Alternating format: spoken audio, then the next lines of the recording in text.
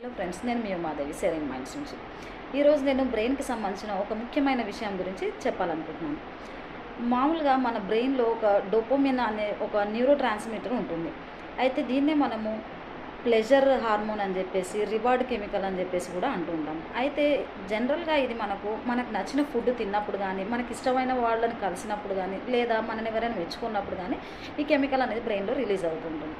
అయితే ఈ రోజుల్లో వయసుతో ఏమాత్రం సంబంధం లేకుండా రెగ్యులర్గా రీల్స్ గంటల తరబడి చూడడం వల్ల, అంటే ఆ రీల్స్ చూడడం వల్ల మనకు సంతోషం కలుగుతుంది. దానివల్ల బ్రెయిన్ ఈ కెమికల్ని రిలీజ్ చేయాల్సి వస్తుంది.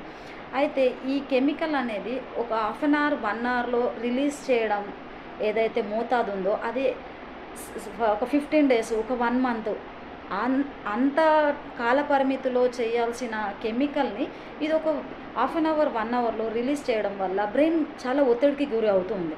ఈ విషయం మనకు సాధారణంగా తెలియకపోవడం వల్ల మనం గంటల తరబడి రీల్స్ని చూస్తూ ఉన్నాం.